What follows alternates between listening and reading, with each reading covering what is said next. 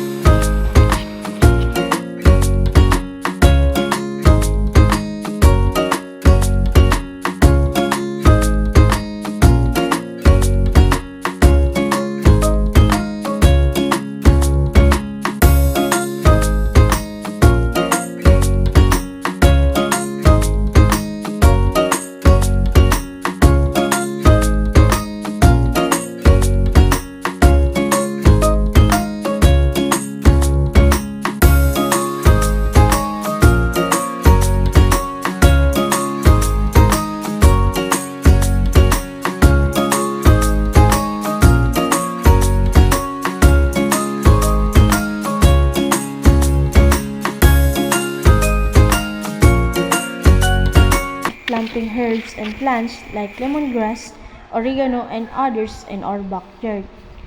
I believe having plants at home is very helpful because we no longer need to borrow ingredients from our neighbors, and it's also help lessen our expenses.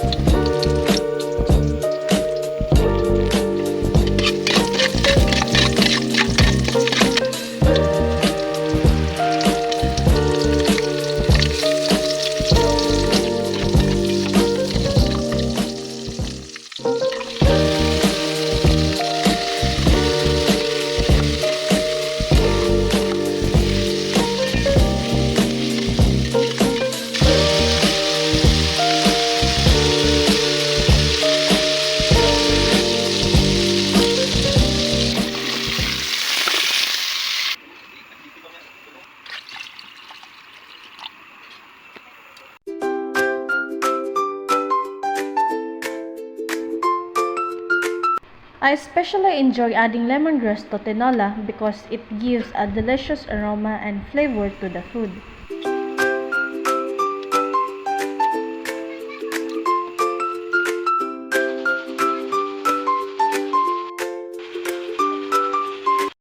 I also enjoy spending time with my family, making my nephews laugh.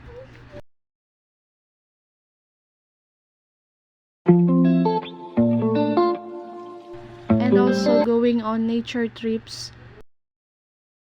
and attending the Agta Festival in Barangay Bubon.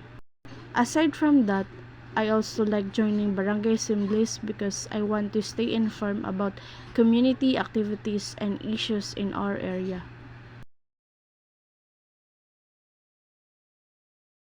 Uulit-ulitin ko sa'yo ang nadarama ng aking puso. Ang damdamin ko'y para lang sa'yo, kahit kailan may hindi magbabago. Ikaw ang laging hanap-hanap sa gabi't araw. Ikaw ang nais ko sa tuwina ay natatanaw. It makes me want it more.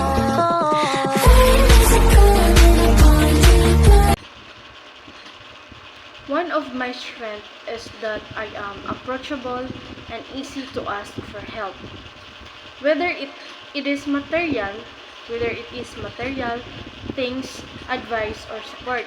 I am also hardworking because Another strength that I have is being caring and responsible, especially toward my family, child, and the people around me.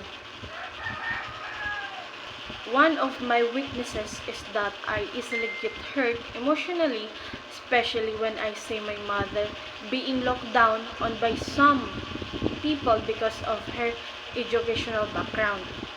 It breaks my heart because I know how hardworking and strong she is.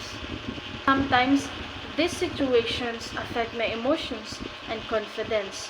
However, instead of giving up, I use the experiences as motivation to study harder and prove that our status in life does not define our work or future.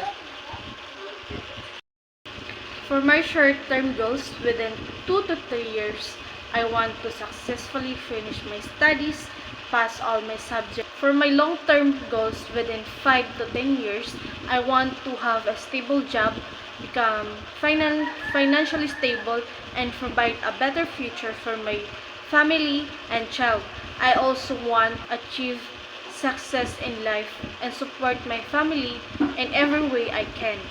One of my dreams is to build a bigger two-story house for my family so we can live more comfortably. I also want to help my twins, my other siblings, and relatives whenever I am able to because I know how difficult life can be. Some experiences in life taught me that the importance of remembering where we came from and appreciating the people who helped us along the way. These experiences became one of my inspiration to continue pursuing my dreams and achieving my goals in life. When everything when everything becomes stable and okay, I also want to help my husband continue his studies in engineering because it's also his dream to finish college and achieve his goals in life. Through this activity, I learned more about myself and realized that I'm stronger than I thought. I discovered that despite the challenges in life, I still continue to fight for my family. I also learned that my experiences and the words of other people can become my inspiration to work harder. There was a time when the wife of my uncle said that none of us siblings might finish our studies despite us being many. Some people also said that I only became interested in studying after having a child. Instead of getting discouraged, I used those words as motivation to prove to myself that I can finish my studies and achieve my goals in life. My child became one of my biggest inspirations to continue studying and build better future for our family. This activity helped me realize the importance of believing in myself, staying strong, and never giving up no matter how difficult life becomes.